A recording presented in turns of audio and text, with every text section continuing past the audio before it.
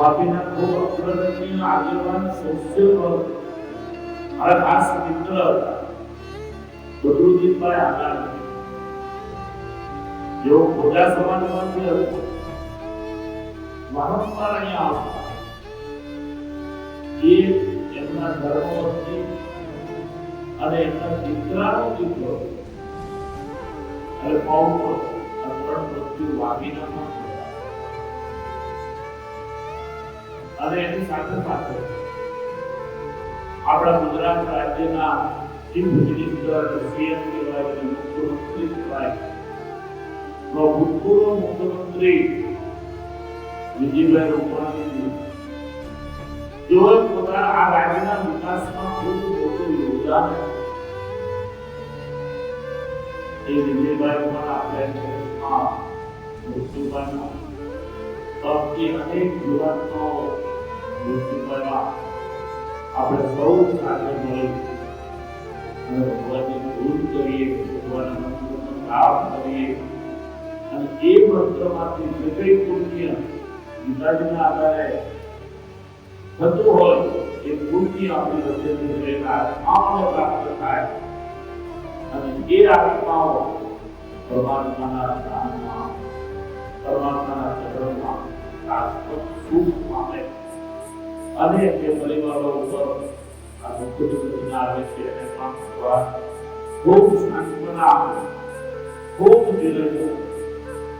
આક્રોશ યુટ્યુબ ઉપર વિડીયો જોવાતા નથી, એવા આક્રોશ બહેનો માતાઓ કરી રહી છે. પણ શું કરી શકાય? એટલે આપણે સૌ વિદ્યાર્થીઓ થોડીવાર માટે ભગવાનનું નામ, મંગળ નામ સ્મરણ કરીશું. શ્રી રામ જય રામ જય જય રામ.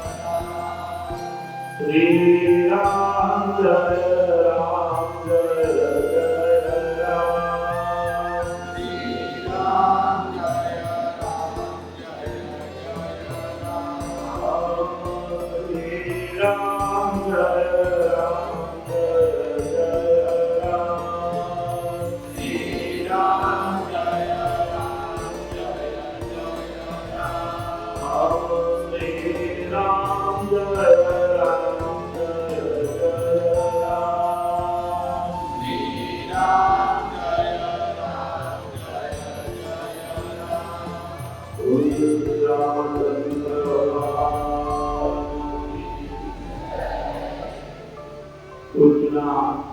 દુઃખમાં આપણે જો ભાગીદાર થઈએ તો ભગવાન આપણા જીવનમાં આવું દુઃખ ન આવે.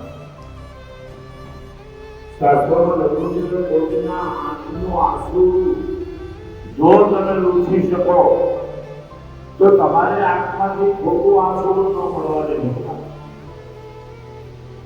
એવું દુઃખ ન આવે, આપણે જોવું પડે. એટલે આપણે આ રીતે આ પરિવારોના આવેલા દુઃખમાં ભગવાનની પ્રાર્થના રૂપી પુણ્યના ભાગીદાર બન્યા. પરિવાર ભગવાન સૌને ખૂબ ધીરજ આપે, ખૂબ સાંત્વના આપે. જે ખાડાઓ પડ્યા છે તો ક્યારે પૂરાવાનું નથી. એના જીવનમાં જે આત્મા જતો રહ્યો છે, જે વ્યક્તિ ગયા છે, એ દેવ ક્યારેય પૂરાવાનું નથી. આજે ટાટા કંપની દરેક જીવનું 1 કરોડ રૂપિયા આપવાના એના છે. દરેક જેટલા પણ મૃત્યુ પામ્યા છે પરિવારને 1 કરોડ રૂપિયા. જો કરોડ રૂપિયા આપવાથી આપવાનું હા, જે બાકીના પરિવારો છે એમાં કોઈ ગરીબ હોય, નિરાધાર હોય, પ્રોબ્લેમ હોય, સાંત્વના ચોક્કસ પણ એ આત્માનો દેવ ન કહેવાય. એ આત્માનો દેવ પરમાત્માના મદદથી થોડી દૂરસ્થ થાય, થોડી શાંતિ થાય. એ ભાનુશાળી પરિવારનો ચિંતા પરિવાર, એક જ પરિવારના 6 જણા હતા. વાંચ્યું આપણું એક જ પરિવારના 6 જણા આખો આવા તો ઘણા બધા પરિવાર, 4 જણા, 7 જણા, 5 જણા, લંડનમાં જતા હોય તો એક કોઈ વ્યક્તિ ન થતો, આખો પરિવાર ફરવા જતો હોય, કામ કરે જતો હોય. એક દીકરીના 6 મહિના પહેલા લગ્ન થયા તો એનો હસબન્ડ એને રહેવા માટે લઈને જતા હતા. કેટલી સુખની પળો હશે જ્યારે એને વિદાય આપતા છે. પણ ખબર નહોતી પ્રજાની જાનકીના તે સવારે શું કરવાનું છે આ ઘટના હતી.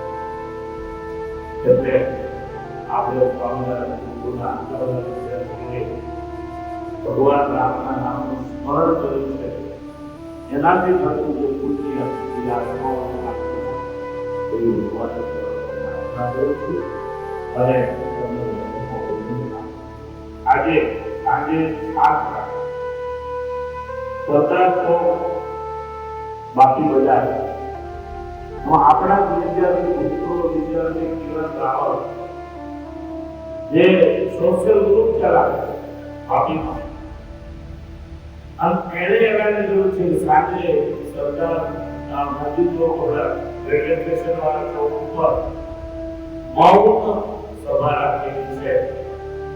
એમાં પણ મારે સાથે સામેલ થવાય. આ સદગુણ આપણાથી આવે તો બીજાના ગ્રુપમાં આપણે ભાગીદાર. આવા આ એક બહુ મોટો સદગુણ છે. બહુ લોકોને એવું હોય છે જેને જેમ મારે છે, પણ ભગવાન જો તમારી વૃત્તિને આવી રીતે પણ ટ્રાન્સફર કરી નાખે તો બીજાના ગ્રુપમાં તમે ભાગીદાર બનો. તમારા જીવનનું અમે તો કોઈ બીજાનું કામ કરીએ તો આપણું કામ આસાનીથી ભગવાન કરશે. ખબર જ આપણે કેમ થઈ એમ તમને પણ કહું છું. સાંજે 7 વાગે સરદારનો સોશિયલ ગ્રુપ સ્વામી તરફથી મૌન ધારણ કરવા માટેનું આયોજન કરેલું છે. તેમાં નજીકમાં રહેતો હોય આવજો ટ્રાય કરવાનું જોવા માટે. આ સાથે